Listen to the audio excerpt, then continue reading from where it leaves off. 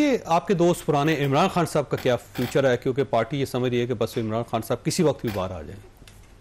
जावेद शौकत साहब, एक तो ये कि पार्टी ही नहीं चाहती कि इमरान खान साहब बाहर है, ये बड़ी क्लैरिटी रखे।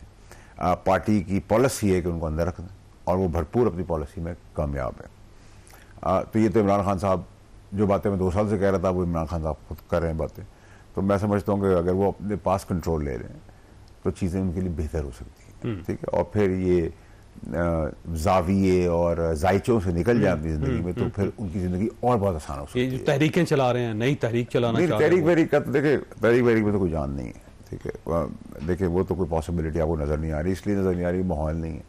माहौल के बाद कौन निकलेगा इतना, सब तो एंजॉय कर रहे हैं। तो जिनकी निशानदेही की है उनकी निशानदेही के अंदर तो मेरी क्लैरिटी चौधरी साहब, उमर अयूब साहब नहीं चाहेंगे कि वो तहरीक चलाएं या मैं स्पेसिफिक आदमी की बात नहीं करूँगा चौधरी साहब, मैं तो ओवरऑल पार्टी की बाय एंड लार्ज पोजीशन। अगर आप मुझे कहें शिबली फराज साहब है ज़बरदस्त आदमी, अच्छा आदमी, पुराना आदमी, तो मैं तो नहीं कहूँगा कि वो चाहता है इमरान खान साहब को अंदर कि अली मोहम्मद खान है, कहाँ है अली मोहम्मद खान, अच्छा अच्छी शक्ल है, अच्छा चेहरा है, मुखलिस आदमी, कहाँ है वो, उसको पीछे कर दिया। पीछे किसी मुनाफिकीन आगे आगे वो खान साहब को जेल के अंदर जो कहानी सुनाते हैं वो खान साहब समझते हैं ये तो बाहर दूध की नहरें बाहर है, सब कुछ तो इरेलीवेंट हो गया। लेकिन एट द सेम टाइम हमेशा सियासतदानों का काम होता है कि सबको एंगेज करें, सबसे बात करें, सही बात। और ये इंप्रेशन ना दे कि फौज ये करेगी या फौज कर रही है, हम नहीं कर रहे, ये इस इंप्रेशन से बाहर नहीं। जब फौज अपना जबरदस्त काम करे, आप वो उनको उधर ही काम करने दें, ना उनको घसीटे, ना उनको बोले, ना इंप्रेशन, ना वो इंटरेस्टेड है। हमारा काम अगर हम ये भी नहीं कर सकते तो फिर हमें घर बैठ जाने चाहिए। आखिरी सवाल आपसे ये फरमाइए सर, मौलाना फजलुर रहमान साहब आपके पास तशरीफ लाए, खैरियत थी, क्या हुआ, वजह क्या थी?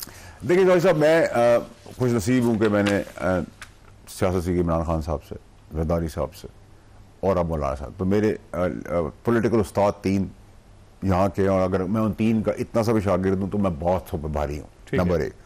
नंबर 2 ये कि सर बहुत दिन हो गए हमने सियासी बसात को डब्बे बंद किया हुआ था, सियासत तो इस मुल्क में रही नहीं, तो अब क्योंकि सियासत का आगे हमने झाड़ा वाड़ा है, फिर वो इसके लिए टाइमिंग्स बड़ी इंपॉर्टेंट है, इसके लिए स्ट्राइक बड़ी इंपॉर्टेंट है, इसके लिए रेजिस्टेंस और रेलेवेंस होना बहुत ज़रूरी है।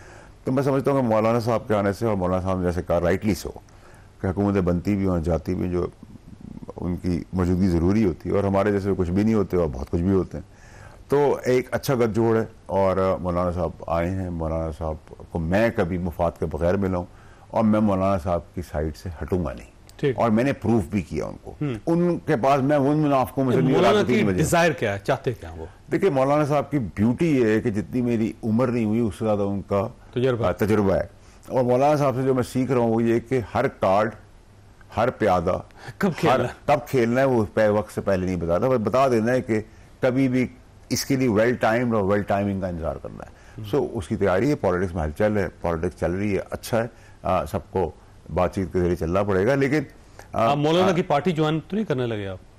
देखिए जो मैंने आपको कहा ना कि मैं 3 उस्ताद जो हैं पॉलिटिकल, 2 भुगत के हैं, तीसरे रहते हैं? नहीं, मैंने खान साहब से सीखा, क्योंकि आप नहीं है ताल्लुक, जरदारी साहब से मैं सीख रहा हूँ, सीखता हूँ, और मौलाना साहब तो सबके गुरु हैं, ठीक है, तो वो भी मेरे ऊपर ब्लेसिंग आ गई है। तो इन सब का अगर चेला हूं मैं, और मैं इनका शागिर्द हूं, तो मैं बहुत सुपर भारी हूं।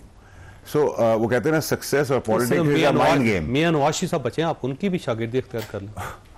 नहीं वो तो देखिए, मैं तो अभी तक तो जितनी बात कर सकता हूं, ये सब भी तो आपको कभी बुरे लगते थे ना, मौलाना भी, और देखिए जैसे मैंने आपसे कहा ना, 20 साल की तनख्वाह में आज घर नहीं चला सकते। इस तरह पॉलिटिक्स के अंदर आपका रिवाइवल होता है, आप सीखते हैं, आप आगे बढ़ते हैं, अच्छी चीजें याद रखते हैं, बुरी चीजें हटते चले जाते हैं। जैसे मेरी क्लैरिटी के, जो आपने अपनी फोर्सेज, अपनी एस्टैब्लिशमेंट की तरफ नहीं देख, बिल्कुल they are not part of it, so let's not play with them. बिल्कुल, आप पॉलिटिक्स करें, जो कर सकते हैं करते रहे, ना मुझे किसी कोई रोक सकता है, ना पहले किसी ने रोका। बहुत अच्छी बात। फैसल वाणी साहब, आपका बहुत बहुत शुक्रिया, खासा आपने गुफ्तगू सुनी, फैसला आपने खुद करना है। अल्लाह ताला आप और आपके अहले खाना को हर किस्म की मुसीबत से महफूज रखे। अल्लाह हाफिज़ एंड पाकिस्तान जिंदाबाद।